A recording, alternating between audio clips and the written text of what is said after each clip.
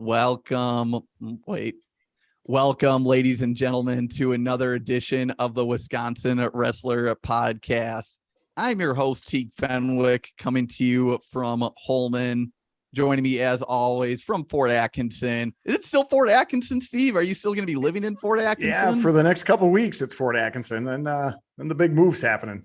Where's that move to? I'd rather not say for right now. It's too soon. Too soon. Okay, it's not Freedom, is it? No, my gosh, don't swear. my co-host from currently Fort Atkinson, Steve Lurkwin. Steve, great to be here. Great to be here, Teague. A little bit nervous for this. First time, my head's bopping all over the place. I'm trying to man comments and going live here. First time doing a live sectional preview, and we'll thank our guests for that. We'll once we get the introductions in, we'll talk more about that process. But any awkward pauses we have tonight, any slips of the tongue or horrible mispronunciations, it is out there for the world to hear. So right. Yeah, it's a perfect time to do it. It's Halloween. That's right. You know, though, guys, I have a face for radio, so this going live stuff is kind of making me a little nervous. So, without further ado, we will we're previewing Sectional H tonight which is Division I Sectional H, southish Wisconsin. So, our guests tonight are all Kenosha Indian Trail coaches. Got a trio of them on tonight, so let's get to introducing them. And they all wrestled at Kenosha Bradford as well. So our first guest wrestled at Kenosha Bradford, was a two-time state qualifier. He then wrestled at Parkside as well. He coached in the Kenosha School District for 14 years. He's been coaching girls since 2000. The last 7 years, he's taken the Lady Wisconsin dual teams across the country. And he's been at the Kenosha Indian Trail. Is it 6 years now, Coach? Yeah, 6 years. Talking about none other than Kenosha Indian Trail head coach Jose Torres. And I usually call you by Joey. Jose, thanks for coming on the show, man. Yeah, thanks for having me. I'm excited to talk wrestling with you guys. It's a big part of my life. Wrestled from middle school to high school to college, and been coaching for a long time, boys and girls. The guys that we have on our show with me are my assistant coaches, Oscar and Oscar Jr. They've been a part of my life for a long time too, wrestling at Bradford or watching them grow in wrestling since they're little. So I'm excited to have them on board with us. Speaking of those two other guests we have on, introducing first, he did wrestle at Bradford as well, where he was a two-time state place winner. This is his 6th year coaching at Kenosha Indian Trail as well. I'm talking about Oscar Ramos Sr. Woohoo! Hello, how you doing? Senior, do you care if I call you Senior for tonight for differentiation purposes? Yeah, you definitely can. Yeah, I think that'll help us. If I go Oscar, we might get a double mic here. So and then our last guest that we have on is Oscar's son, who also wrestled at Kenosha Bradford, 3-time WIAA state place winner. So outdoing the old guard here a little bit, was a state runner-up as well. Andy was a starter at UW Oshkosh. Introducing Oscar Ramos Jr. Thanks for coming on the show, man. Thank you. Thanks for having me. Should be a fun one tonight, fellas. D1 Sectional H. This always seems like one where when Steve and I are making picks, we're always breaking sweats a little bit because there's always a few teams at the top that just make it hard to do picks. But even more so, and Joey, we talked about this a little bit. I'll give a rundown here. Got a lot of new faces to this sectional. So looking here at Regional 1 first, it is the Milton Regional. It's a lot of teams coming from D1 Sectional E. McGuanago's a familiar face to Sectional H, but otherwise there's going to be a lot of new teams in here, which for me, fresh faces always create excitement for the postseason in some way, shape, or form. So we will hop right to it here, starting off with Badger, who was 8th in the Wilmot Union Regional with 77 points. They returned 7 of their 8 starters, and all 77 still. They'll be led by Logan Clausen, who was a state qualifier at 106 pounds, along with sectional place winner Santino Butita and sectional qualifier Mason Smith. Yeah, absolutely. We see Badger a few times this year. We go to their tournament, their invite. It's a Badger scramble over in Badger. So we get to see them before we even get to wrestle them in the sectionals. I know they do have a little Spitfire, the 106 pounder, Logan Clausen. And I know that he took first place last year in sectionals and made it to state. And he's only 11th grader. He had a record going into state of like 36-4. So he had a really great season last year. He had some decent competition going into regionals and sectionals. Had to wrestle the same wrestler in the championship. What was his name, Oscar, that he wrestled? Can't remember, man. DiFilippo. He wrestled DiFilippo in. Oh, that was in the freshman year. sectionals. That was freshman year, yeah. Last year was different for him. I thought he wrestled. I forgot who he wrestled in the finals. Yeah, it could have been different then. But yeah, I mean, I don't know a whole lot of others that I know. Santino, he was their 160 pounder at Badger. He's a senior this year. He had a tough bracket. He had some seniors in there that he had to meet up with. He had a record of 23-13 going into finishing sectionals. Since he took third place at sectionals, he didn't get a chance to make it to state. But this is a new year. New schools are in our sectionals. He has an opportunity to make some noise and take first or second at sectionals this year, depending on who he's going to meet up with the other schools, So you never know. Anything can happen in wrestling. You can have a first place wrestler lose his balance and fall to the mat, and there's back points there, or someone can get pinned. You never know what can happen. But I know Badger's got a few people that made it to sectionals and can do some things individually in a few weight classes. Great job, Coach.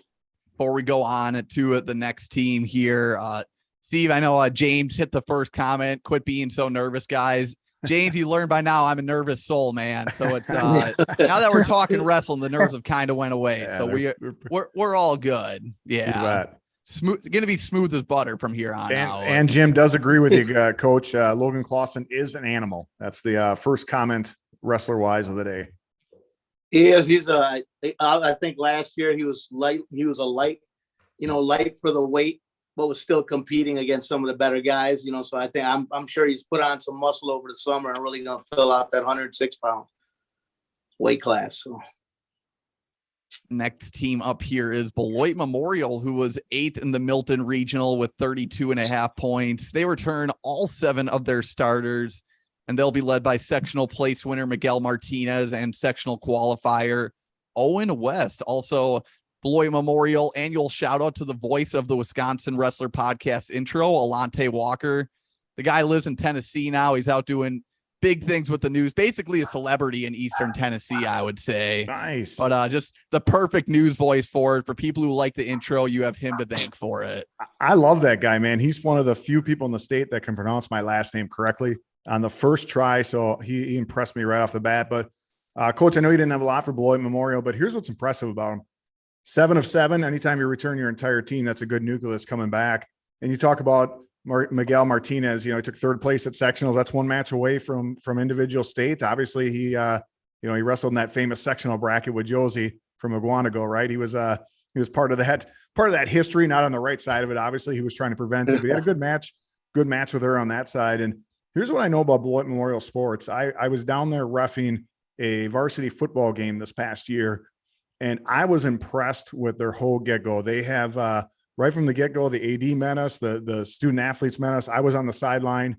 I was the line judge on Beloit Memorial's football side. Now, I know this is football and we're talking wrestling here, right? But you can tell the culture of a school by how the athletes interact with you. I heard 0 swear words. I heard 0 talking back. When they talked to me, it was all, sir, yes, sir, this and that. And I tell you what, if that's the culture that's happening down Beloit Memorial, that school and school is going in the right direction with sports and everything. Yeah, that's great to hear. It builds character. Anyone can swear, and it's easy to swear, right? But how hard is it to not swear? And, that's what we have. One of our rules on our mats at ITA is there's no swearing allowed on our mats. And if you do, There's consequences. You get to go do some laps. You get to do some sprints. So great attributes to have from a coach. And that's what coaches do. They bring those kind of attributes to their athletes. It's not just about coaching an elite athlete. It's about creating an elite individual. So I think those are fantastic attributes that he brings to the team. Coach, I loved it. When I was a head coach, I had that as well. You have the freedom to swear all you want, but it costs you 10 push-ups per letter. So I found that kids that chose to swear every now and then, after a few swear words, they decided not to when they're doing 80, 120 push-ups of practice. They found different ways. Well, you guys can keep the podcast going. I'm going to go run a couple laps here real quick. Moving on to Elkhorn area, who is fourth in the Milton Regional with 120.5 points. They were turning at 7 of their 11 starters and 59 points. They do lose Trayton Torres, who is a state qualifier at 120 pounds, and Joey Showalter, who placed 6th in a deep 132-pound bracket last year. But they're returning sectional place winner Braden Zollner, along with sectional qualifiers Ethan Taylor, Jacob Kleist, and Nathaniel Langdon. And knowing Elkhorn just from since I started following wrestling, could be Zollner, could be one of these other guys, but seems like they always find a way to get a guy on the podium at the Kohl Center. Yeah, I agree. They had some really great wrestlers last year. They had Joey Showalter at 132, who was a senior. Trayton, as you mentioned, was a senior as well. Ethan Taylor, who was at 160, he has an opportunity to do some things there on the mat as well. But we got McGuanago that's coming in, and we have Zach, who was at 160 over at McGuanago, and he took first place at sectionals in sectional E. So we'll see if they match up at regionals or sectionals this year and see how they do. But I think those are the ones that kind of stand out, are the ones that you mentioned, with the couple of seniors that are already gone. And then I remember watching Ethan Taylor, just watching some film on track wrestling. So we haven't really had Elkhorn in our sectionals or regionals, so don't know a whole lot about them outside of just a few of the names that I watch, like Joey Showalter. You know that name the last 4 years, always making it to state and being a great wrestler. So. And Jim made a comment on Elkhorn here and actually stole the words right out of my mouth. I was going to give a shout out to Zollner, who's at 195. A tough weight class. He was behind Hammond and Eckert at 195. Both of them are seniors and are gone. But Jim had this to say: he's going to be tough. And he, in general, Elkhorn's had a great group that's wrestled some freestyle and Greco in this offseason. So Elkhorn is probably going to be right there again this year. Next team up is Fort Atkinson, who was 6th in the Milton Regional with 109 points. They're returning 7 of their 12 starters and 80 points. They'll be led by returning sectional place winners Bryce Vola, Noah Horwath, Loudon Goucher, and Aiden Worden. Yeah, Oscar, do you have any feedback on Fort Atkinson? Do you know any of the wrestlers from over there? Well, if you guys don't, I know a pretty good Fort Atkinson source that's on the show. Get them. I got some good stuff. I was texting a little bit with Coach today. Good news for them. Obviously, new head coach there in Fort Atkinson this year, Chris Winkleman, taking the reins. So he's pretty pumped up to do it. Guy's got a lot of energy and loves wrestling. So those are passion is really the first key to being successful at this level. He told me he's got close to about 35, close to 40 kids coming out this year. So that's awesome. 4 sectional guys last year. And here's the cool thing, right? There are a lot of them weren't all one and done. All 4 of them placed. And a lot of those kids doing a lot of summer wrestling. I know they have a league that they do, or a summer league, whatever, where they go against a lot of different teams, and they had pretty good turnout for that. And I'm going to give a shout out to Loudon Goucher. He's been doing a lot of off-season wrestling. And he's been going to Nazar. He's been doing, I know he's going to a out of season camp in Missouri this year. And like I said, they're going to be pretty stacked from about 120 to 160 pounds. A lot of good returners in there. Nice. Moving on to it, Janesville Craig, who was 5th in the Milton Regional with 110 points. They're returning 6 of their 11 starters and 67 points. They're losing, and correct me if I'm wrong, Steve, on the name, Hunter Cleats, who was a state qualifier at 138. You nailed it, buddy. And they're returning sectional place winner Isaiah Gibbs, along with sectional qualifiers Aiden Tucker, Dominic Albrecht, and George Green. Yeah, guys, with Janesville Craig, historically a fantastic program, right? Numbers are a little bit down right now. You know, them only having 11 guys at regionals last year was a real surprise because usually they're stacked with 14, but 6 guys returning. You know, they don't have as far as a huge, you know, state qualifier coming back or anything like that. But here's what I know about Craig is that they're a historically strong program and they usually have big numbers. So I imagine that dip they had this past year will snap right back this coming year. Next Janesville school up here is at Janesville Parker, who was 3rd in the Milton Regional with 135.5 points. They were returning 10 of their 13 starters and 84.5 points. They do return a state qualifier in Caden Brandenburg, who qualified at 152, along with sectional qualifiers Sean Sobchak, Carter Wesley, and Dean Glenmore. Yeah, 152. You right there. That's the heart of their team, I think, with Caden. Caden was I believe he was a sophomore last year. Yep. This year he's going to be a junior, so he's still got 2 more years to be on that team, to be a leader on that team, to help them, you know, to be the best that they can. He took first place at sectionals last year. He was 41-2 at the end of sectionals before he went into state. So he had a phenomenal year last year. And it's just when you hear Caden, you know that he's from Janesville Parker, and you know he's bringing the heat. So I don't know a whole lot about the other wrestlers, just because I didn't see how many of them really placed at sectionals or if they even did. But I know Caden did because he's a big name out there. Yeah, Coach, talking about Brandenburg, here's as a sophomore, beat Dow, right? Dow at sectionals, which was a pretty impressive. One score was, I can't remember what it was, but it was like 10-5 or something like that. And Dow, right, maybe got the sophomore jitters down at state. Who knows, right? But Dow ended up wrestling down at state, lost 2-1 in the blood round. So a guy that he beat at sectionals almost went down and stayed in place. That's got to be something you're looking at going, man, I can go down there and compete. And one other weight class, 182 pounds, doesn't seem like every year, 182 pounds, like just wrestling teams' best athletes are like 182 pounds. Just put your stud right there. Well, Carter Wesley from Janesville Parker was that stud. He was a very tough freshman at 182 pounds, which is a very, very tough weight class. So look for that name from Parker this year. All right, last 2 schools in this regional. First up, we have Milton, who were runner-ups in the Milton regional with 259.5 points. That team is returning 7 of their 14 starters and 128.5 points.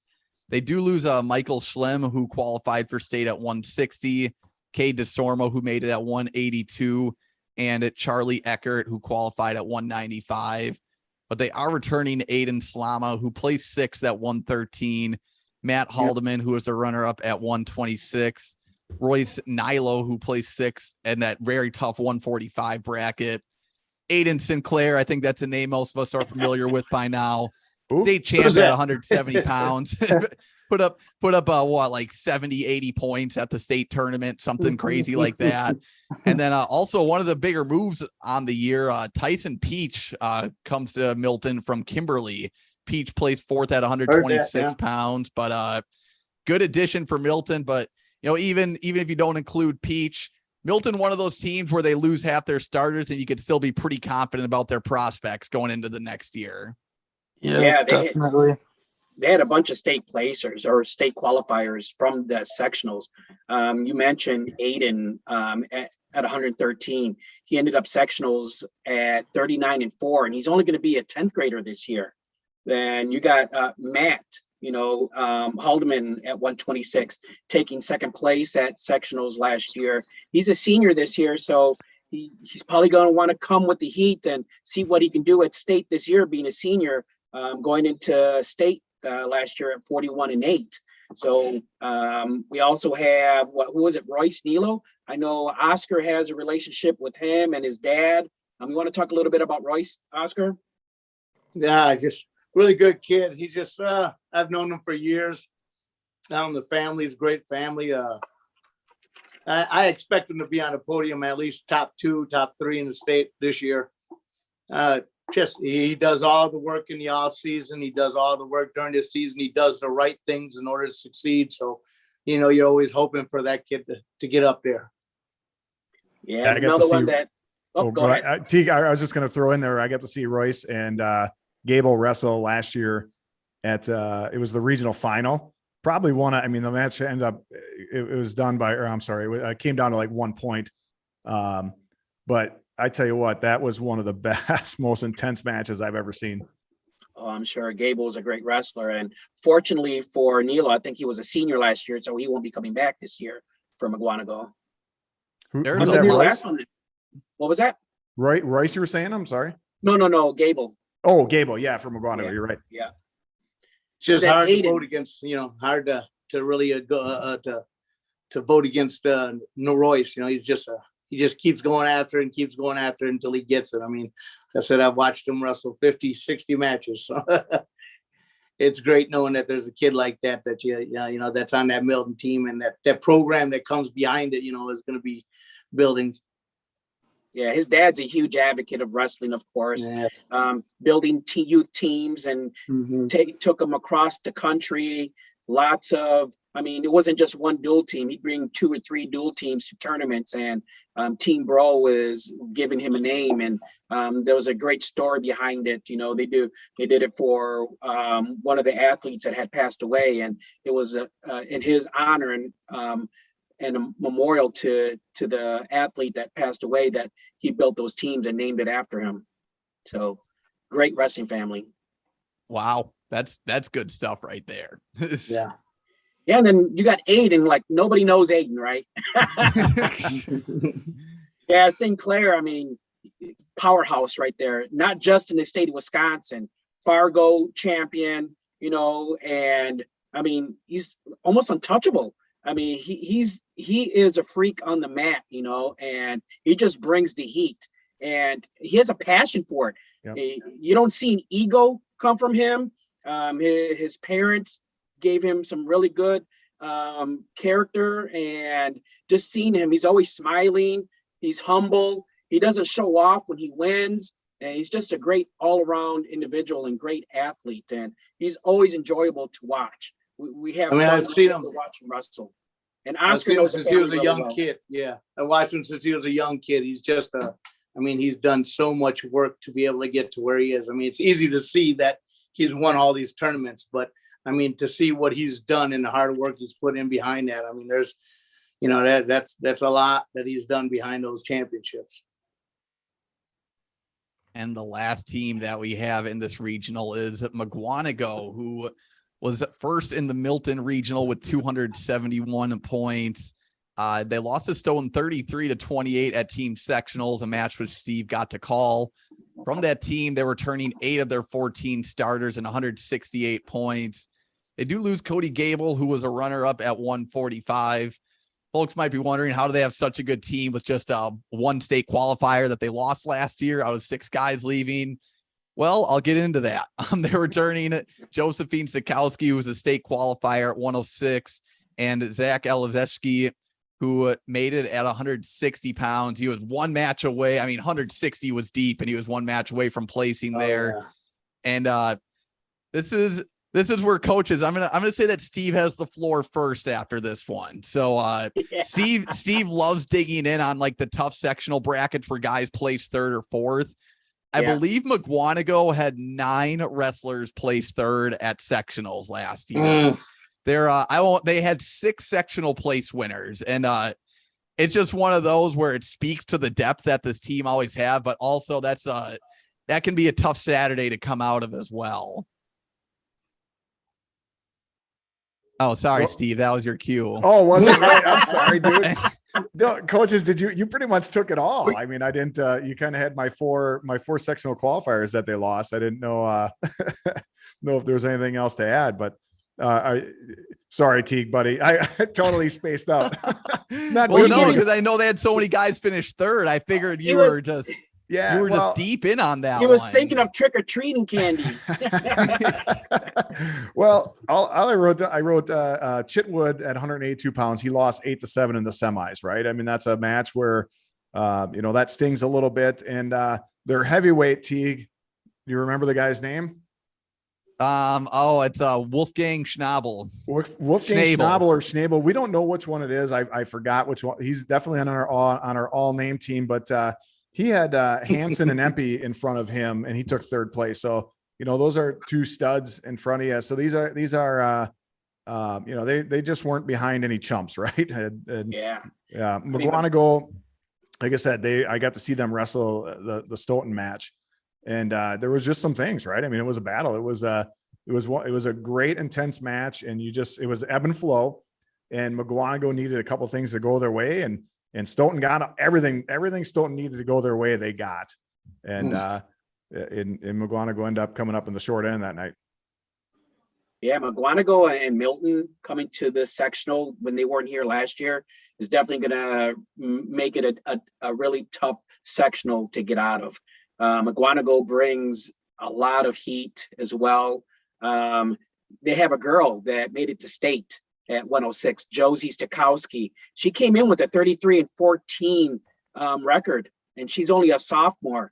I don't know if she's going to stay on the boys team or she's going to try to qualify for the girls state this year. But regardless, I think she's got an opportunity because she's probably going to still be at 106 this year as well. And she's got a great opportunity keeping that varsity spot at 106. You got, and you're talking about the third place placers. You got Adam Whittier, that is only a sophomore, 10th grade this year, took third place and had a 32-18 record coming out of sectionals last year. You got Brady Worsbicki, at 132, he was a senior. He graduated already, right? So I think 132. I don't know who they have at 130, who's going to be at 132 yet, but I think you guys spoke about Zach, who took first place at sectionals. Elazuski, I guess is his. It's like Elajeski or something. Yeah, I'm still working on the Polish last names. Yeah, he's a senior this year too. Got out of sectionals, went to state with a 30-5 record. He's going to bring the heat this year too. When you're a senior, you just have something that comes alive in you, and you have motivation to want to really place at state being a senior, because you want to close out your senior year being the greatest you can, And then another third place placer, he's an 11th grader, Hayden. Hayden was a Hayden Chitwood. He went into sectionals, came out of sectionals with a 29-12 record. So he's still got 2 years at McGuanago. McGuanago's got some great kids that are coming back, and they don't have a whole lot of seniors, and they got these kids coming back for a couple of years yet. And then you also spoke about Wolf. I think his last name is Spanish. Well, was it Wolf Schnabel, Schnably? I think it's Schnabel, Wolfgang Schnabel. But he's a senior too. He got out of sectionals with a 30-8 record going into state. And I think he's got a great opportunity to make some noise this year as well, and doing some things at sectionals and state. So McGuanago's got a really, really stacked team. Is there a coaching change at the McGuanago? Not that I know of. I was just hearing something that there might be or something. So let me check with my insider information. Teague, where you caught me off guard, and guys, I apologize. I know we're live here. I was getting insider information about the sectional as on my phone about upcoming teams. So I was looking at that, and then Teague never puts me on the spot, and there he did. So. Yeah, I heard some same birdies talking about a change in coaching over at McGuanago too. Like a head coaching change? Yeah. I'll send a text out here and see if I can. Just wasn't sure if you guys had some information at all. So yeah, well, I'm guessing we'll probably find out either during this live or after the show if that's the case, because I know Mr. Worsbicki, that guy loves wrestling, man. That also, I know, Joey, it was funny when he said you don't know who their 132 pounder will be. I think they're going to figure it out because they had about 25 people weigh in from 106 through 132 last year. I think they have the biggest roster in the state from year to year. Yeah. I wish we had that many kids come out for the team. Right. I mean, they got a great feeder program with Randy Dusing in the off season, freestyling Greco. I mean, he's a big pusher. He's big in the wrestling and USA wrestling and everything. So it's good to have that type of guy there helping out the team. So yeah, absolutely. Randy's my guy. Randy does great things for McGuanago and for wrestling for the state of Wisconsin. He's actually a District 3 WWF board of director for District 3, and he does a phenomenal job for wrestling in the state of Wisconsin. And he opens his room up for his wrestlers to get better. And the good thing is for him is the McGuanago wrestlers take advantage of it. They go there, open mats, always got practice partners, and has great practices, even in the off season. Like Oscar said, he's got freestyling and Greco and getting the kids ready for Fargo tournaments. Well, he's a national team coach too, so that helps. Yeah. Real quick before we do regional predictions, I know Junior, you kind of came on here to potentially pick up the slack between the other two coaches, but we're learning quickly. Once you get them talking wrestling, we just wind them up and let them go. So Junior, these guys have just been on it, so I'm just letting them take it. Junior, when did you graduate? I graduated in 2016. 2016 from Bradford. So if you got any, like in this next regional, you got any old like war stories or like good battles with some guys from these schools, feel free to spit it out there. A little bit more familiarity with this next regional here, definitely. Yeah, I'm gonna let them talk a little bit more on those. I have the mute button, so I'll just pop it on Joey when you just message me and I'll All right. Oh man, first set of regional predictions. Just kidding, Joey. I would never mute you. You know me better than that. I'm a sales manager in my career, so that sales is perfect for me because I have to talk all day long to customers. I have to try to make them love me, so got to have some charisma when you're on the phone. Well, it'll be important for the next regional when we're making our picks, because that's going to be a wide open one. Yeah, but keep loving me then. we got our first set of predictions to make here, Steve. Let me get the coin out. Hold on, let me find my. Oh, all right. That's bad you. living. All right, I go first, anyways. Bad living? Did you just say? Yeah, not bad podcasting. Bad living. Okay, just to get it out of the way, I think the first team out here, so tonight every team's returning at least 6 to 7 starters. I think just going off of numbers and the fact they had 13 last year, I think Janesville Parker is my first team out. So I don't know, guys. You look at the numbers, you look at what we talk about. I think it's pretty cut and dry that Milton and McGuanago I know they're only returning 8 and 7, but with what they bring back every year, the depth that they always have on their teams, the numbers that they have, I think these two are going to be the clear 1 and 2 in this one. If someone proves me wrong, that's a great season by them. But basically in what would be a coin flip for first and second, I think Milton might have the Hammers, which I think could be pretty important in this one to where they'll take the regional title this year in a rematch of a really good last year's regional. So I got Milton first, McGuanago second. Steve? Yeah, I don't have a lot to add. On my first team on the outside looking in is Janesville Parker for exactly the same thing you said. They got a lot of guys returning and some good hammers, right? I mean, you surround those two guys that we talked about earlier with some other kids that have developed in the offseason, and who knows? I mean, they're third place. I think they're a clear-cut third place in this regional, and the two ahead of them are just head and shoulders above them right now, but that's a good building block. If they're two studs, they got a good guy coming in that's going to be a sophomore. The other one's a junior.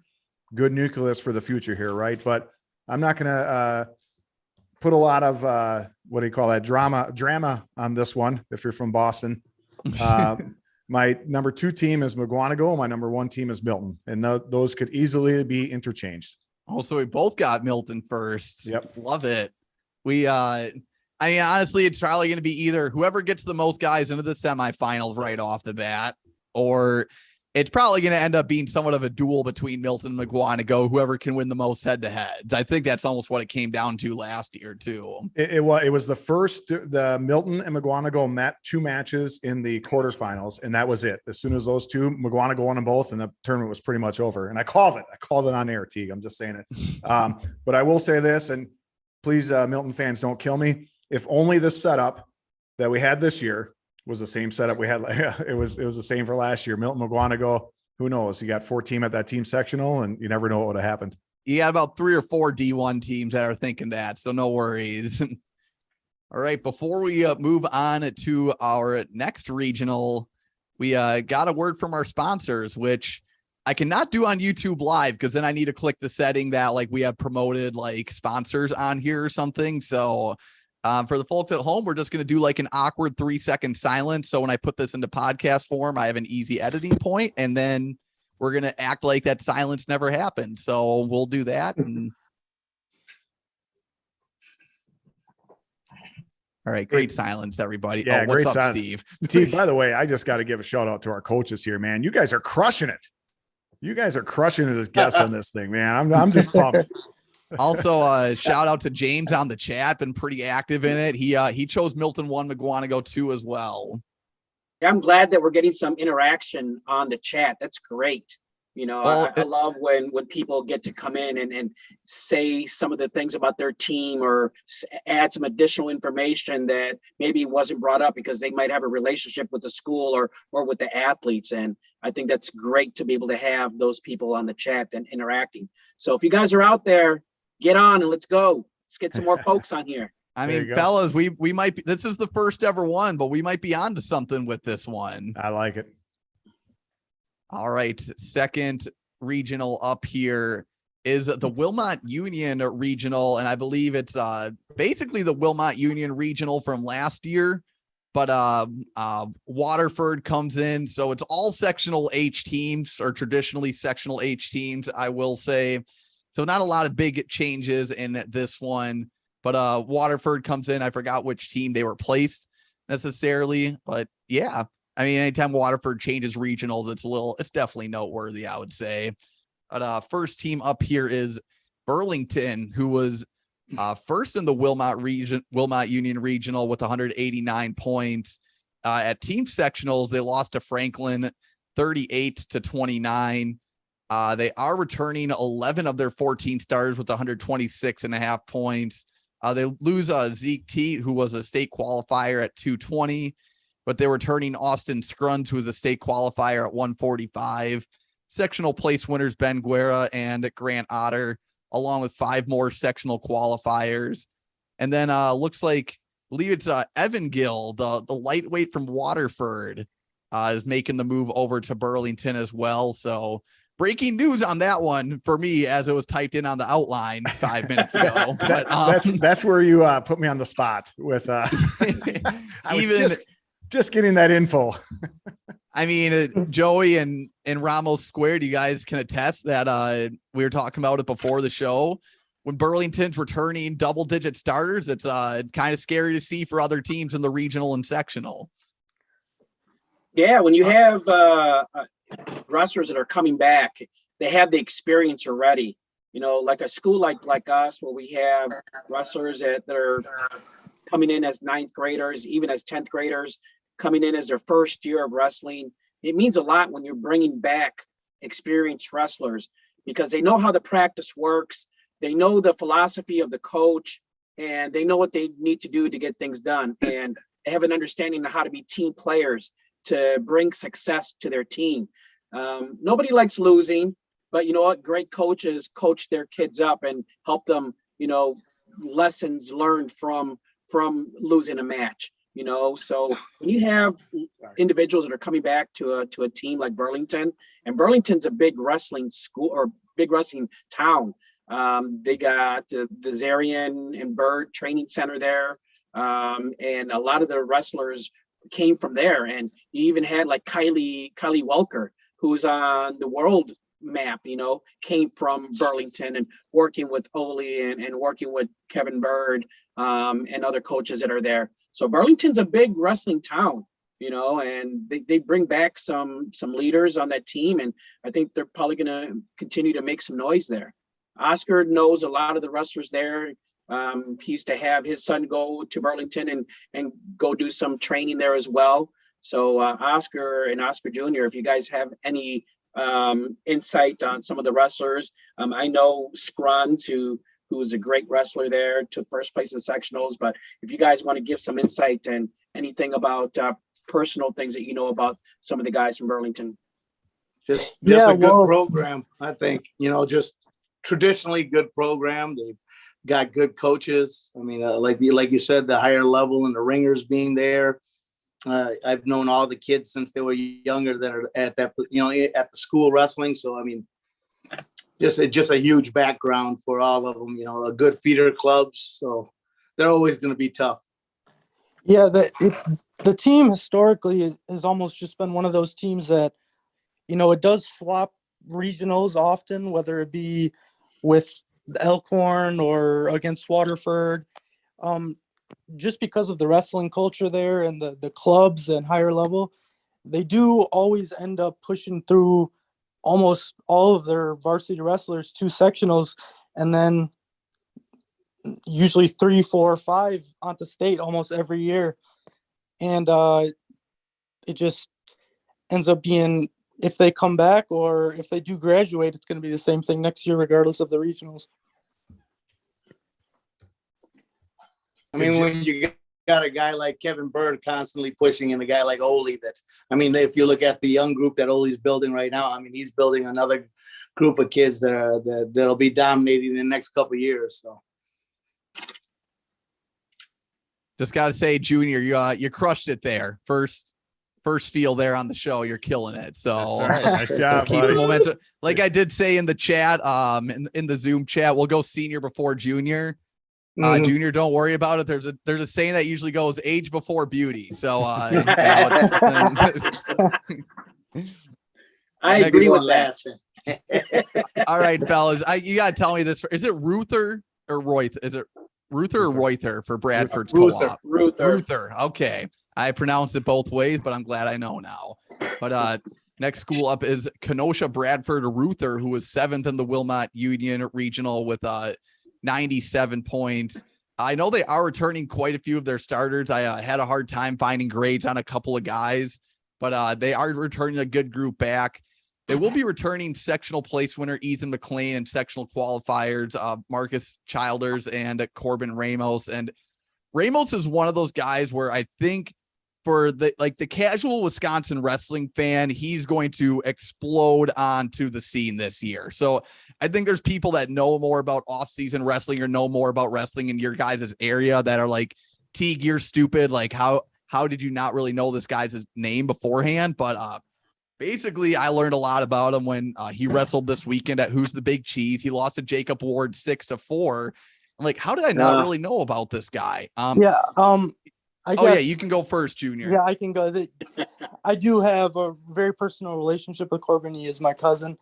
And so it might be biased, but ever since he was an incoming freshman, I wrestled around with him, whatever, at the clubs and whenever we would be, on any wrestling mats. And ever since he was an incoming freshman, I had this idea in my head that this kid should be a multiple-time state champ. And, sometimes it doesn't work out like that just because of, things that go on during the regular season, whatever happens, you lose matches, maybe you shouldn't, maybe wait or get into some trouble or whatever. But Corbin has definitely always had the ability to be one of the best wrestlers in the state, regardless of whatever weight he chooses to go.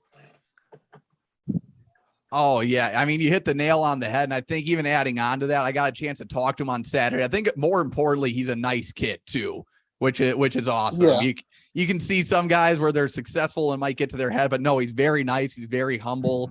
Just to give folks an idea of Ramos. And I'm not saying I'm not going to act like I'm the first person to bring him to people's attention, but here's a reason he might have slipped under the radar. So last year made it at sectionals. Don't know what he got knocked out of sectionals for, but it's whatever. It happens in the sport of wrestling. Sophomore year at state, that was the 8-person brackets during the COVID year. lost 8-6 to Logan Stumpf of Kaukauna in overtime. Then he lost to Gabe Pugh of Marshfield. They both ended up placing 5th and 6th. And then at sectionals his freshman year, he lost 9-7 to Tyler Gable of McGuanago, and Josh Turba of Waterford happened to be on the other side of the bracket. So this is a dude, if you talk about bad breaks, whatever it be, I mean, I think coming into his senior year, he's got to be ready to really make himself like really known here to the rest of the state. Yeah, Corbin, he's really had some bad luck at the state tournaments, but as far as nationally, I mean, he's been on a national circuit forever. He's always placed at the national tournaments, always at the Fargo at now. He's always had some hiccups over at the state tournament, which hopefully this year he'll be able to really come across and get a chance to be able to fight for a state title. Yeah, I really think that he's going to be on the podium this year. Top 2, top 3 for sure. I think this year, what did he do, Oscar? 5th place in Greco at Fargo this year. Yeah. So, I mean, nonstop wrestling, big wrestling family. As you can tell, his uncle and his cousin are on the show with us, coaching in Kenosha over at Indian Trail. His dad was the last state champion in Kenosha, at Kenosha Bradford. And he not the last state champ. It was Koji Campbell. Oh yeah. Well, yeah, that's right now. Yeah, we got Koji now. Forgot about that. From D3. So but he was the last until Koji just won last season, and it's been a long time since we've had another state champ with Shane. But what he brings, Shane, he's got Kenosha Wrestling Academy. COVID kind of hurt the wrestling club the last 2 years, but the great thing about Kenosha Wrestling Academy, KWA, it helps build Kenosha Bradford, Kenosha Tremper, Kenosha Indian Trail, and then also St. Joe's. Koji was a member of KWA when he was younger. So bringing great opportunities to the youth in the city of Kenosha, it really hurt the club. I'm a board member of KWA. Oscar's a board member of KWA as well. And the great thing is this year we're able to bring back KWA to life. And they had a smaller section, smaller facility last year, but this year they're going to be able to come to Indian Trail and have some wrestling, the wrestling club there, to be able to expand the club again and be able to bring the youth wrestling alive again into Kenosha, because it really hurt us the last 2 years. And Corbin was a part of that. So I kind of segued a little bit and I brought it back. Corbin has been a part of that wrestling program, since he was practically a baby. And his brothers and sisters who wrestled grew up in that program as well. So he's had a lot of great partners, a lot of great wrestlers to be able to show him what he can really do. And I look forward to seeing him do some great things. Even though he's from a rival, I graduated from Bradford.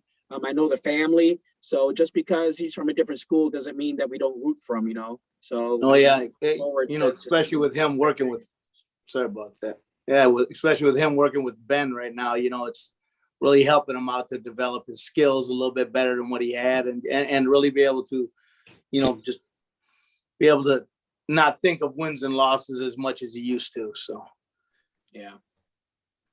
Joey, that was a great segue though, man. I think that was the salesman coming out, and you hit an A+ segue and you come back and you're like, so you want to buy this product? And I don't think I could say no in that situation. Nice. Next team up here is Kenosha Indian Trail, who I think we got a few guys familiar with this team on the show. They were 4th in the Wilmot Union Regional with 155 points. They're returning 8 of their 11 starters and 122 points. They will be returning Edwin Estrada, who qualified for state at 120, Sullivan Ramos, who qualified at 126 pounds, and London Kaiser, who made it at 195, along with sectional place winners Lance Mazanet and Jonah Zuzinik. But sorry if I butchered that, Jonah. Zuznik. No, they're Occam's razor, the simplest one, and I missed. Yeah. But also too, like, we're gonna be doing a girls preview. They got a very solid girls program as well that I'm sure we'll be talking about here in a second. But Coach, I guess first question for you, fourth in the regional last year, you're returning a similar amount of starters as everyone else with 3 guys that made it to state. So how are you feeling about this upcoming season right now? Especially top 2 teams can make it out of a regional. Yeah, well, I have some really great thoughts about us being in the top 2 at regionals this year. It's gonna be a little tougher when we get to sectionals, but by no means are we gonna lay down or have our tails behind our legs. We're gonna go out there, we're gonna fight. We bring 3 state qualifiers to our team to be great leaders on our team, and we got some individuals that knew they should have done better at sectionals last year, and they're going to bring the heat this year, and we're looking forward to them getting to sectionals and placing higher at sectionals this year. You had mentioned Lance Mazinet. I look forward to seeing him having a great season this year, a great comeback season. He was a disappointed from his season last year, but he comes with an attitude, with a lot of energy. He's been coming to our open mats, and I've seen a change in him, in him wanting to do something great on the mats.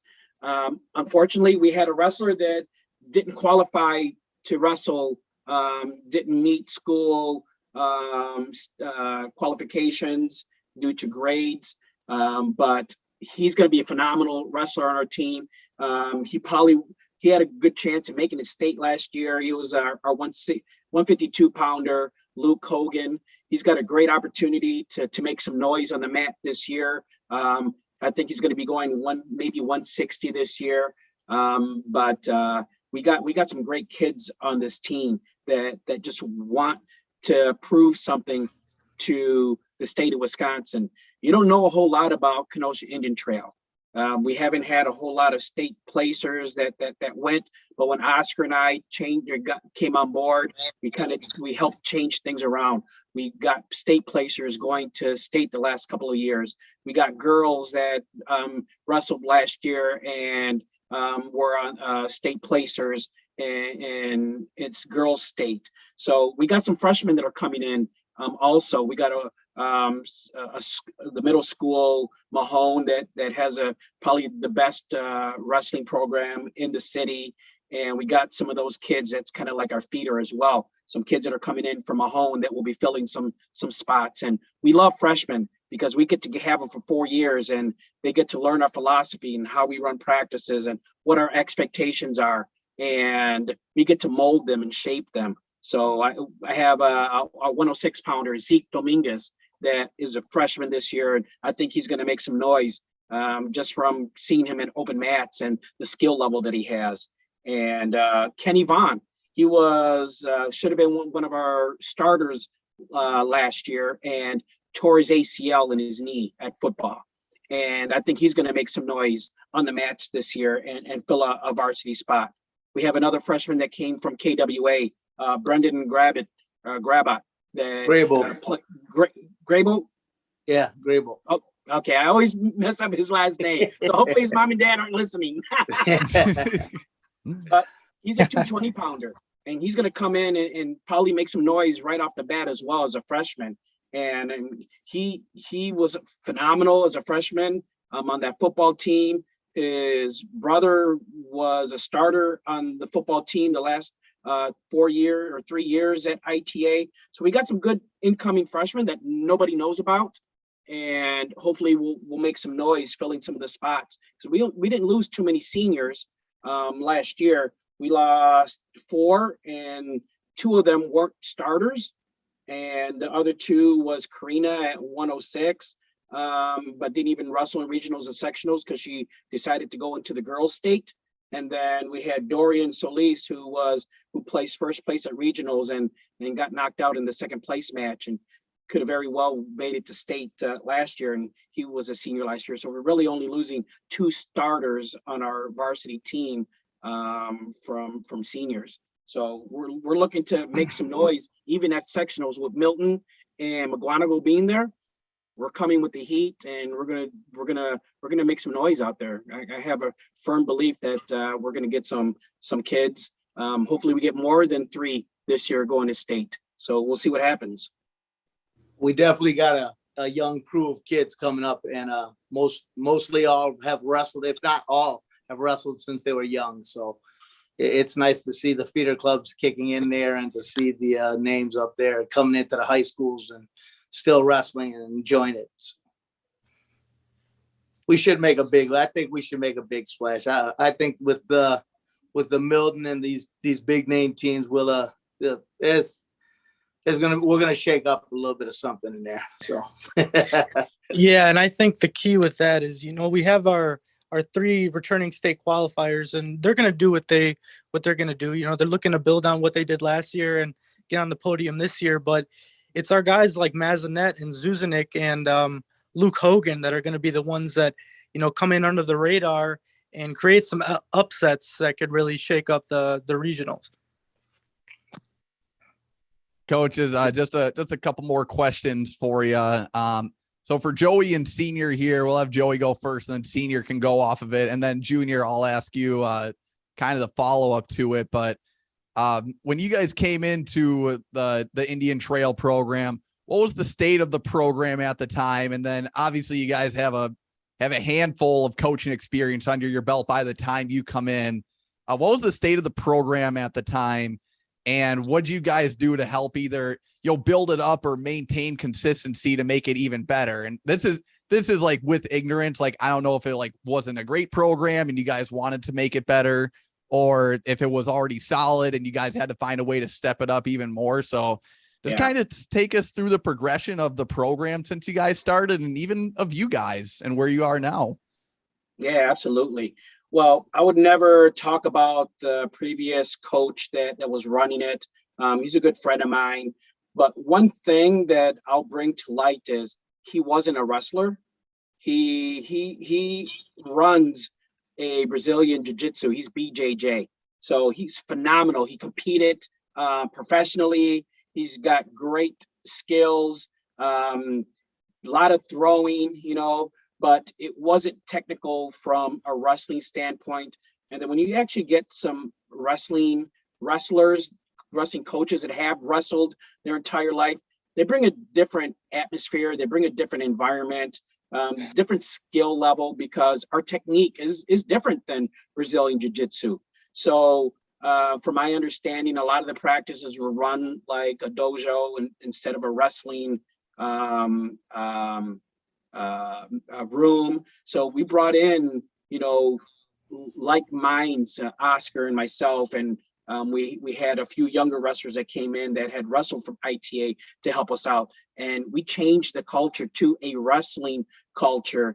And we had a difficult time with a team that hadn't placed in tournaments, hadn't brought anybody to state, and now we're placing top 2, top 3 in tournaments that we're going to, that the school has been a part of for years since the school opened up. The school is the newest school in Kenosha, and I think they've been around maybe 10 years, maybe a little bit longer, but still fairly new. And to have to build off of that, and with COVID hitting, it really hurt us hard with wrestling numbers. And then with KWA closing down for a couple years and not having the numbers there, it kind of hurt us from a feeder program standpoint, but now we bring some noise to these tournaments. We're getting regional champions, sectional champions, and we're getting state qualifiers. So ultimate goal is, let's get some state placers. Let's get someone on the podium taking first place. And that's my mindset in trying to get these wrestlers to be committed. You have to make the choice. Wrestling, you probably seen on Facebook and other social media, wrestling mindset, right? They got group pages of wrestling mindset. And it's true, you have to have a certain mindset to be able to compete at a level that even if you place or you don't place, because a lot of people, they lose more than they win. But you still got to fight through it, and you still got to strive for excellence and be the best that you can. And that's what we bring to ITA. We try to be the best that we can in all aspects of the sport, and not just in the sport, but as a student. You know, these kids are called student athletes, and we've had a few kids that weren't able to compete in regionals or sectionals because of grades. And we want to make sure that, hey guys, now that you felt this, how did it feel? Do you want to go through that again? Let's not do it again. Let's change our habits. Let's change our character at school, and let's do the best that we can at school, and let's build this program. Because without you, we're not going to be the best that we can. So. Love it. Kind of like Jose said, you know, Definitely. it was just, we came in and it was a different atmosphere, different culture than we were used to. You know, at least I was used to as far as wrestling and being from tough wrestling rooms and, you know, traveling all over the place, seeing what, you know, being in those rooms it was definitely the coach was a great coach. Never would say anything bad about any other coach, but we just had to change some things. It wasn't what we were used to. So we just tried to change it to mimic what the successful things that we have seen and done. So Absolutely. that's kind of how I would put it. Yeah, and then we brought OJ. We brought Oscar Jr. on board with us, who wrestled in college. Oscar's and my joints, we don't move like we used to anymore. So we call him OJ, Coach OJ. Yeah. So OJ, he brings in the energy, he brings in the technique. You know, he's learning new things from when he was at Oshkosh and showing different ways. Oscar and I might bring an idea or bring a technique on the mat. You say, yep, that's great, but here's another way that you can do it as well. Because wrestling changes. Wrestling isn't the same as it used to be. And you can even see with like Ben Askren with AWA, and they're doing great things over there. And Ben brings his funky style to wrestling, you know, all the scrambling that they do. And what other ways can you score? Can you score from the defense as well? You can't just be offensive minded to score. You got to be defensive minded. And how can you score from the defense also? You know, and those are the type of things that we bring to the mat that maybe wasn't there before. And Oscar Jr., what are your thoughts on when you came on board and some of the good things that you've done? I think when I came on, it was what I wanted to do and what you guys have already done, but what I wanted to add and build on was just basic fundamentals with technique. You know, things that I wanted them to do every day that we could then eventually add on to. Because I didn't just want the guys, you know, doing something that they do on their own that could end up with 2 points. I would rather see them do something correctly and stop a takedown so that we could end up building on that later, rather than them doing something chaotic that sometimes ended up with them scoring. If that makes any sense, just focusing on the technical aspects rather than just ending up on top. Good building blocks. That's the essence. Exactly. I mean, I was a JV wrestling coach, and like that's even whether it be JV, varsity, college, like I think you got to focus on good building blocks. I think you hit the nail on the head there at Junior. Guys, I loved hearing your perspective on that. I think there's a lot of coaches in similar situations as yours where they're bringing back, you know, it doesn't matter how many wrestlers they're bringing back, but they're kind of at that point. It's like, okay, what's the next thing we need to do to get to that next level? And I think there's a lot of good stuff there that people can take from that. One more question here. We do got 5 more teams here from the regional, but Joey, this one's straight up for you, man. But in terms of proudest coaching moments, where does helping coach Karina to a state title match rank among that for you? Karina Torres, of course, she's wrestling at North Central. She's your daughter, and last year made it to the finals, and you got to be in her corner for it. How did that feel, man? It was a great feeling. I got to wear my suit. That's one thing that coaches look forward to, is when they're at state, at the Kohl Center, they all bring their suit, hoping that one of their athletes get to make it to the finals and wear their suit in the corner, you know. So I got to wear my suit in the corner, and got to dust it off and put it on. I had to put an extra notch on my belt though, but it was great to be in the corner, getting to watch my daughter. One of the difficulties of being a coach is when you're a parent also, sometimes your parentness comes out and instead of just a coaching moment, because as a father, you could potentially be disappointed because you had high expectations of your child to do great things. But you know what? Ultimately, it was awesome to be able to be there, just to watch the girls program grow and have the first WIAA state sanctioned tournament in the state of Wisconsin. It was phenomenal to watch all the girls that participated. I'm proud of my daughter. I'm proud of the things that she's done. She's at North Central. They actually have their first duel tomorrow against Aurora University. And then they have their first tournament at Stevens Point, I think with like 10 different colleges that are going to be there as well. So she's going to have her first action at a college tournament as well. And my wife and I got a hotel already for Friday to go watch them wrestle Saturday at Stevens Point. So we're real excited. I got a bunch of North Central gear already that I'm going to wear and sport for the week and at the tournament. So it's great to have her there. And what's phenomenal is that she's already built relationships and rapport with her team members on the wrestling team. Mm-hmm. She's staying at the dorms, so she loves to be able to be at the dorms because the girls that are right across from her, they're wrestlers. Her roommate is a wrestler, so she's getting to build new bonds that she really didn't know who they were before, and now she's building off of that. And she loves the wrestling practices. They do the lifts 3 days a week. They have practices every single day and on Saturdays. So the great thing, she's been used to that already, so now she gets to do it at a higher level. And it's great to see that she's in college and doing it. And also the best thing about it is she's expanding her education. Good stuff, Coach. You got a lot to be proud of in that avenue as well. Next school, it's always hard to move on from the guest school because it's a lot of good stuff, but got to give Kenosha Tremper and these other schools here some love as well. So next school up is Kenosha Tremper, fifth in the Wilmot Union region with 136 points. They're returning 9 of their 10 starters and 120 points.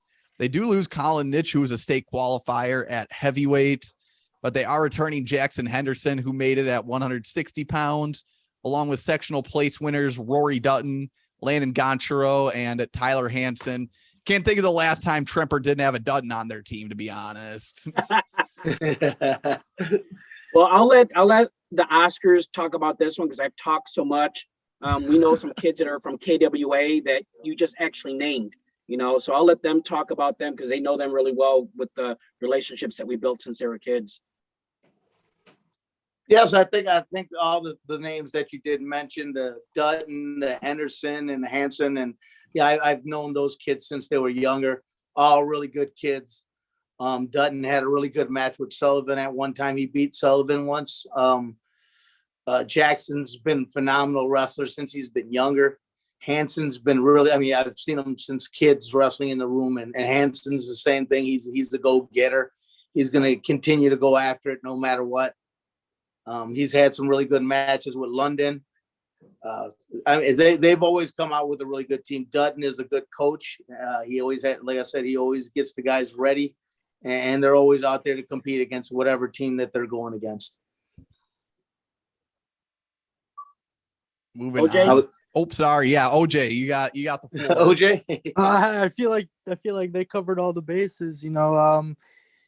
Joel Dutton is a great coach. He's been there for a long time. All those guys, we know a lot of them.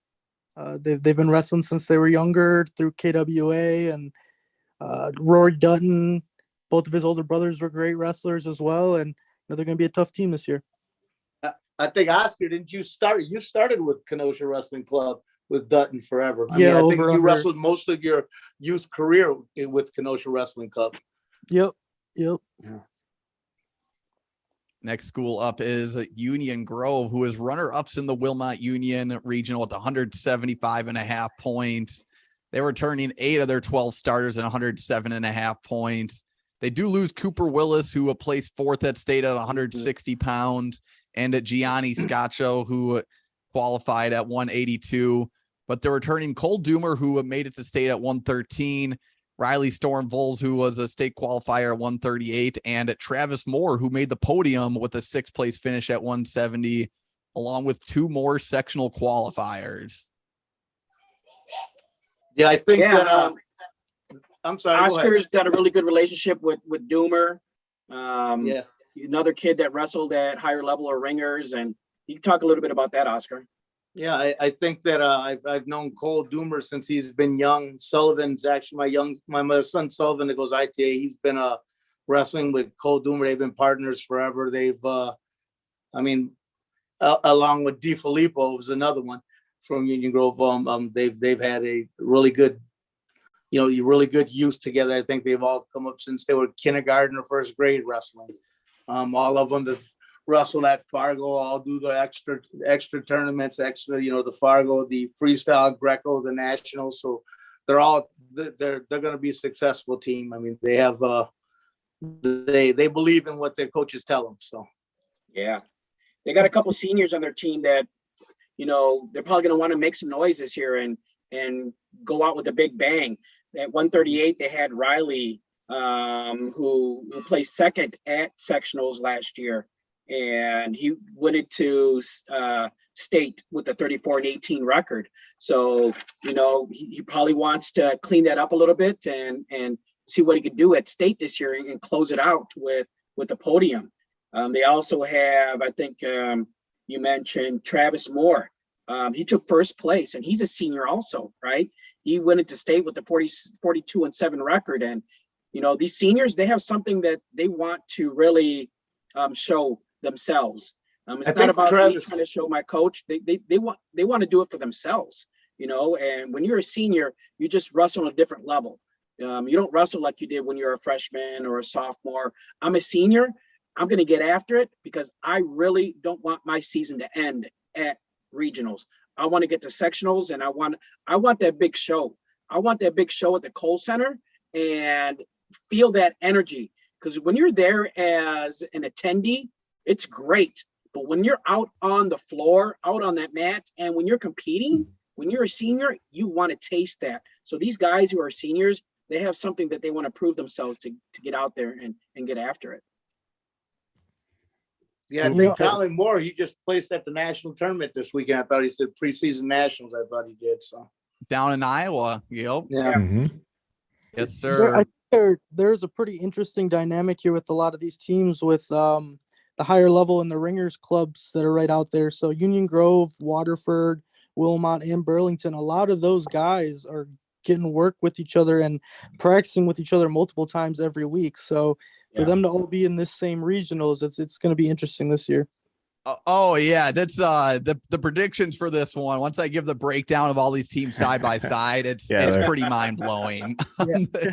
Before we move on to the next 3 schools, Jason McGillivray, he said Union Grove does seem like a sleeper, which I gotta agree with them. You look at a lot of the numbers, there's a lot of sleepers in this one, I think. Mm-hmm. But also, Jason, shout out for being active in the chat. And see, we got a little more conversation going. Steve, you've been killing it on Man in the Chat, man. You bet. Next school up is Waterford, who was 3rd in the Waterford regional with 192.5 points. They return at 9 of their 12 starters and 127 points. They do lose Hunter Rudzinski, who placed 4th at 152, and Evan Danowski, who took 4th at 182 pounds at state.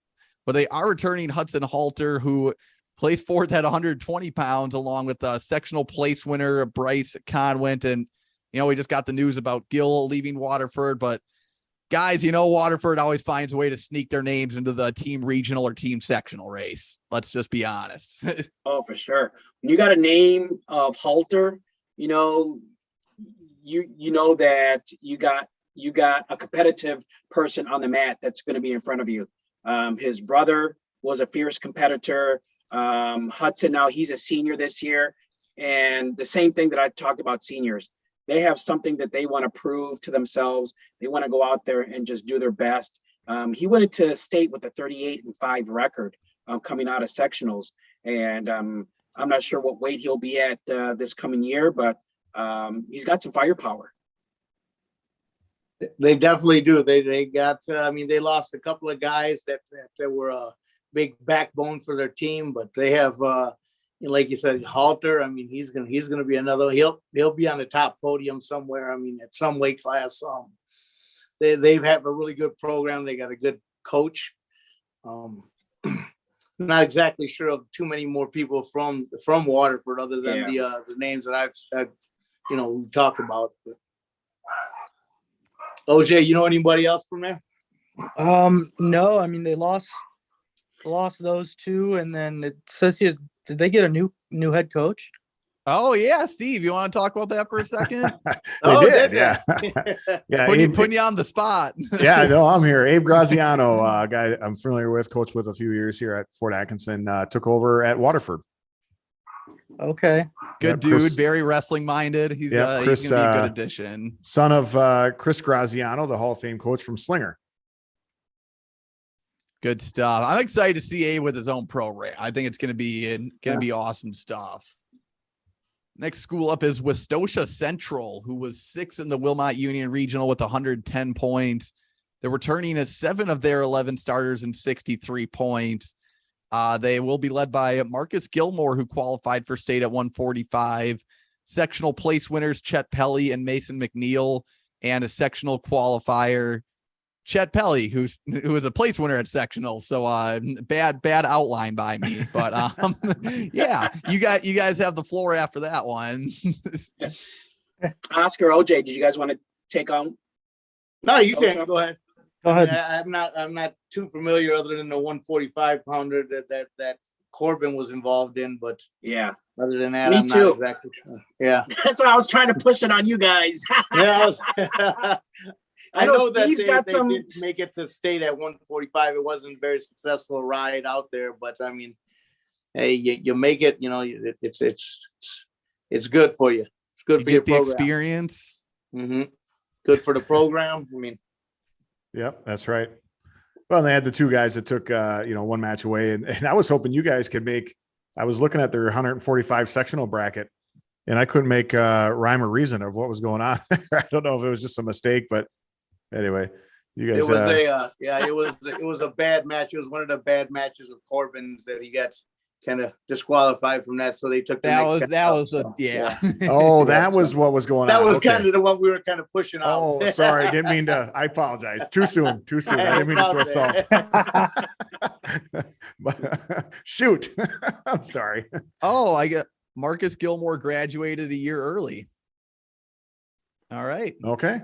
Thank you, Jill, for the info on that. But okay, well, now I gotta take that into consideration for my reading. Yeah, for the picks. Oh, Jill is on. Yeah, Jill's on. What's up, Jill?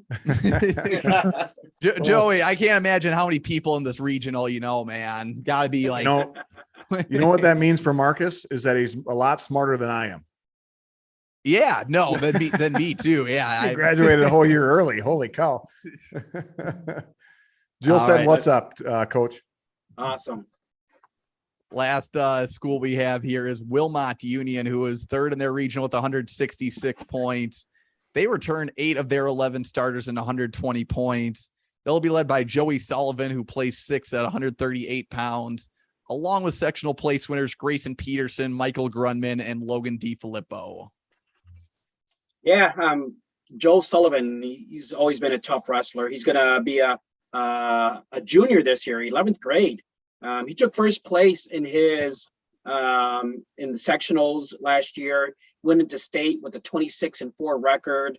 We know he's going to make some noise this year on the mats, and he's always fun to watch. I know he's wrestled a couple of our wrestlers. I know him and Luke Hogan have wrestled a few times. Luke has gotten the best of them a few times when they've wrestled, but Joel is always fun to watch. He brings the heat, and only being a junior, he's got 2 years to still make it to state and be a podium placer. Joel really, he impressed me last year at state, even up against some of those top seeded guys. I can't remember who he wrestled. He might have made it to the semifinals. I can't remember if he wrestled somebody from Kakana or somebody that ended up winning the bracket, but he put up a pretty tough match against somebody that was expected to walk through the bracket, and he impressed me all year last year. Yeah. I think the same thing here. with Joe Sullivan. He's a really good kid. I mean, watching him develop from being a freshman into now. I mean, he's last year watching him wrestle the same thing. I think I was sitting right next to you and Jose when we were there watching him, and we were like really impressed with the way he was wrestling and how he was handling himself out there. So, I mean, I think that's going to be a good add on this year. Him and Logan DiFilippo, the same thing. I mean, he's a good kid, strong kid. He's constantly wrestling, constantly doing the right things to improve. So, I mean, I'm looking looking him to have a good year too. So. Yeah. And Logan DiFilippo, he came from the KWA club.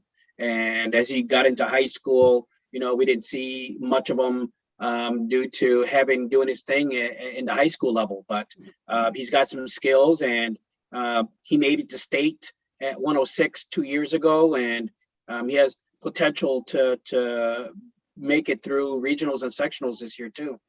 Yep. I mean, he comes from a good family. His dad's he's a grinder. He lets them know that, he keeps them going. So.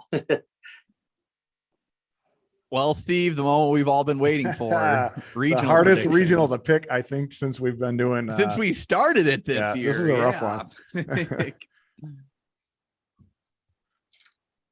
All right, you got first on this Woo! One.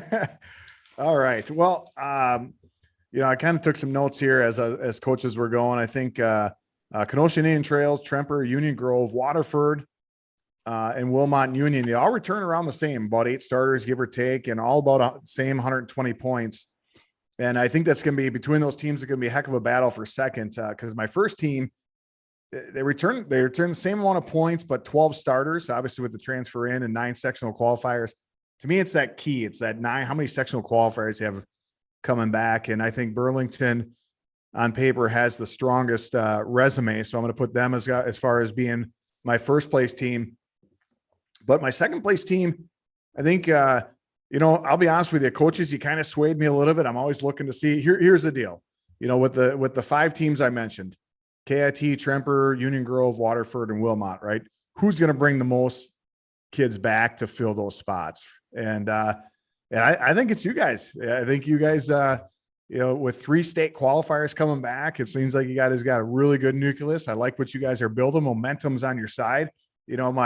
My boy, London, I got to give him a shout out. He wrestled my kid last year at the Sun Prairie tournament, beat him up pretty good. I think he figured out real quick.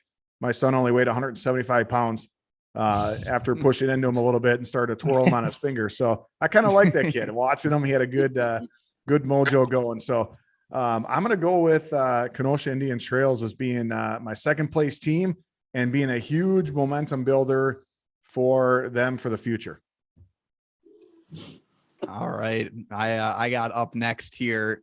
So like Steve said, I think with first place, first of all, Burlington, just with their program history, especially recent history, they were turning 11 starters. They got Gil coming in. That's just with the numbers and what they have going on. I think I'd almost be foolish not to pick them first. Is there a possibility they don't finish first in this regional? Yeah, but I got to take Burlington first here. And like Steve said, just even going into detail on it, Kenosha Indian Trail, 8 starters, 122 points. Tremper, 9 starters, 120 points. Union Grove, 8 starters, 107 points. Waterford, 9 starters, 127. Wilmot, 8 starters, 120. Like where do we even go with this one, Steve? Right. But I guess it's been a great podcast, fellas. And Joey, I know you're going to go into your wrestling room first day of practice a couple weeks from now. You're going to say, guys, I got to know this T guy pretty well. He does a podcast. He invited us on. We're doing a live show. Had all the fun stuff and everything. We get to our regional picks, and the man goes right and spits in our face and picks against us because I'm taking Union Grove as my regional pick. Oh, nice. That's all right. We like to be the dark horse. That's all right. I like the point in the podcast where I become the instant favorite over Teague. It's just great stuff. Man, no, but just given the full analysis of this, there's 5 or 6 teams that are going to be battling for that second place spot. It's going to be a great Saturday, fellas. And it might just be a matter of who has the best Saturday that day, you know? Absolutely. So it's Anything can happen in wrestling, right?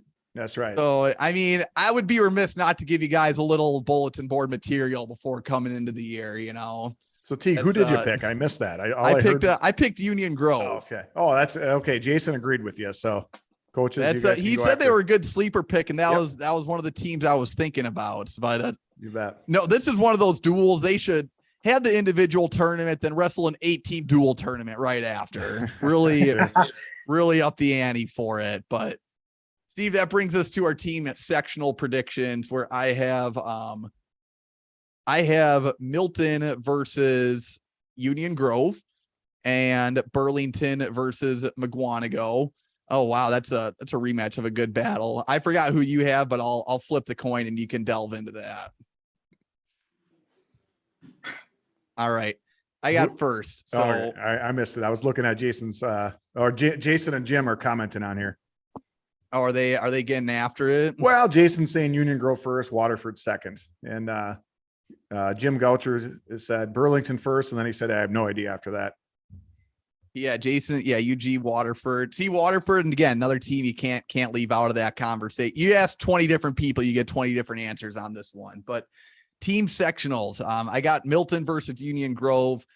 Love whichever team ends up finishing second in that second regional and makes it on. Like I said, whoever makes it's a great building block, great momentum builder for a program. But you're running into Milton, which can be tough. Steve, do you care if I run right through this one? You go nuts. Go through all 3 picks.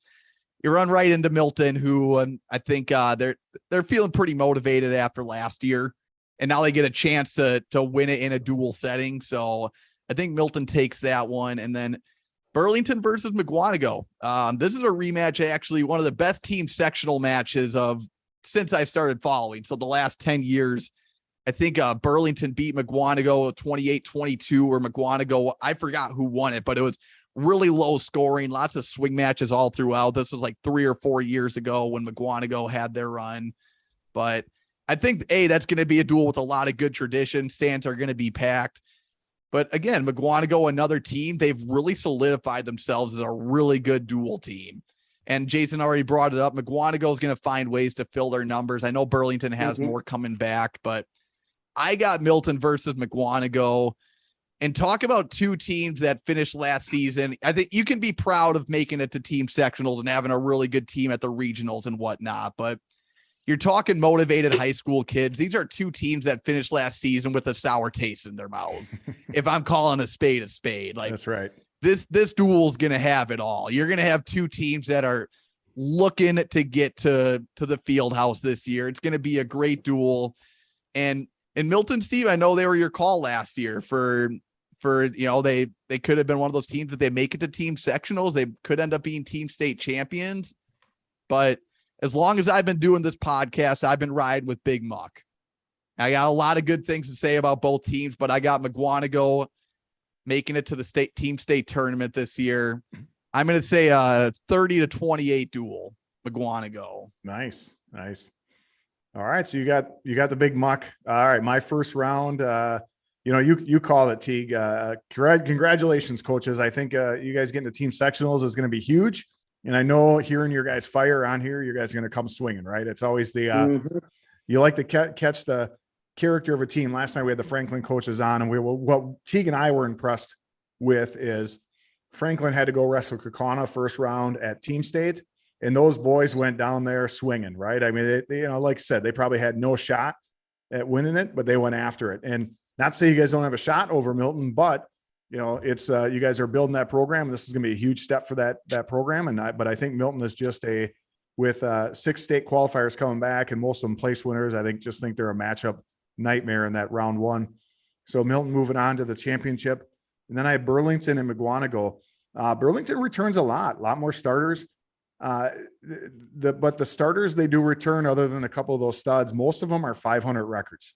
McGuanago, just with 9,000 kids in the wrestling room, those second place guys are just as good. I've seen that. I've seen McGuanago used to come to a JV tournament we'd put on, and I'm like, man, that's a JV kid. Are you kidding me?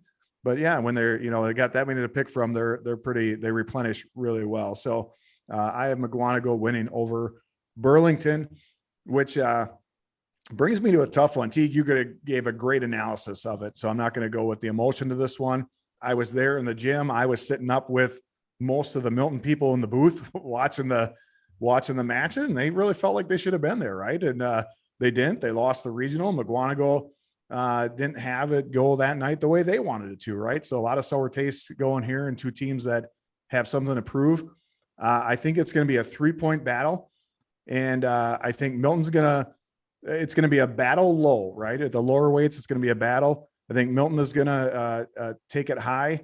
I'm sorry, going to take it in the middle, and then McGuanago is going to win them up high, which the 3-point battle is going to come out to be the Red Hawks. Red Hawks are going to make the trip back down to Team State. So Teague, you and I split over that one. What was your score again? Sorry. I said Milton by 3. Milton by 3. Okay. Yeah. All right. I didn't call a score. I just said by 3. So beautiful. I love it, man. This is coaches. I gotta say, for the last Division I preview, obviously we got D2, D3, Sectional D next week, but you guys made this show go out with a bang for Division I previews. We got to get everyone in the state listening on this one. It was fun, not just with predictions, but the knowledge that you guys brought and all the good things you guys had to say. Jason saying no shocker that Steve picks Milton. The live factor, which I gotta say now, I don't know if people listen to like the end of this part, but Joey puts out this poster, like a Halloween themed poster. He's like, tune in at 7 to check out the podcast. And I'm like, Joey doesn't know that we don't do the previews live, does he? So then I text Steve. I'm like, should we do this one live? so Joey, I'm telling you now, I had no intentions until you made that post, and I'm like, let's run with it. And everything happens for a reason. And I think this turned out great. I'm glad we did this. We got more people in on the conversation, but I appreciate you guys coming on, and I got to thank you guys for everything you do for the sport and for your kids and your community. It's awesome. So I'm glad people are going to be able to hear more about, not just Indian Trail, but just your regional and Kenosha schools in general. It's good stuff. We appreciate having you guys on. Well, I'm sure you heard the saying, it takes a village. It's not just the coaches. It's not just the athletes. It's not just the parents. It's people like you as well, that are huge advocates of the sport and want it to grow. With COVID hitting, numbers have gone down, in this sport, not just in Wisconsin, but nationwide. And if we can use social media and use it to grow the sport and to build an energy around it, more power to you guys that are no one's telling you to do it. You guys are doing it because, you love the sport. And coaches like Oscar, myself, and OJ, we do it because we love being able to be a part of this sport and continue to help it grow. So keep doing a great job, you two guys, Steve and Teague. You guys are doing awesome. Yeah, I want to thank you guys for, appreciate you guys for doing everything you're doing for the, for the sport itself. I mean, there's a lot of good teams out there. It was nice to be able to talk with you guys about the teams and what our expectations are for the next year. So just looking forward to getting the season going and hopefully getting some good matches under these kids' belts for the next level. Yeah, thank you guys for having us on. It was a lot of fun. Too bad. Thank you guys. Yeah, this was great. I had a lot of fun doing it. Yeah, thank you. Always fun talking wrestling. Steve, you got anything to close? You guys are great, man. Comments on the chats and everybody's saying you guys are fantastic and you guys are just great for the sport. So we appreciate you. Awesome. Thank you guys. Thanks.